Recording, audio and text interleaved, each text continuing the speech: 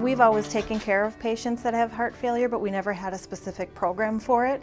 And I think there was a lack of educating the patients, educating the staff of what a heart failure patient needs to have in order to manage their heart failure. There was a bit of a gap. We were seeing patients following hospitalizations, but probably not as soon as we could have, and preventing some errors in medications or readmissions because they weren't following diet. The admission can be very overwhelming. They're getting a lot of information and trying to keep up with that when they don't feel well. It's a different way of thinking, definitely. I think in the past I had been just, calling them with the recommendations, saying, hey, don't eat a lot of salt, don't drink a lot of fluids, but then there was no follow-up process. It's working together as a team with the patient and encouraging them to take control of their own health care versus just making recommendations and letting them go. This redesign process has been a positive experience for our patients. Our patients are happy to work with us.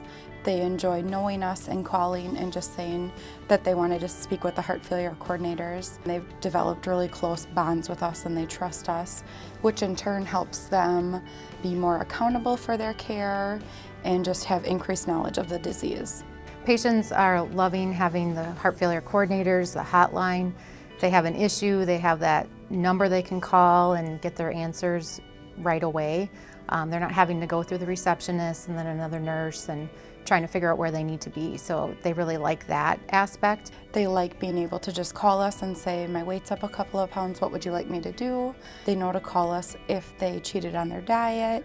They might not like to admit it, but they will call us because they know who we are and they know that we'll help them get back on track. Our goal was to have a less than 10% readmission rate, and I think at this point from April till now, I think we're down to about a 7 something for readmission rate when we had been up into the 20s or 30s. The nurses play a critical role. They get to know the patients really well. They're kind of that glue that holds it together. Sometimes there's different providers throughout the day in the office. Their cardiologist might not be available, their nurse practitioner might not be available.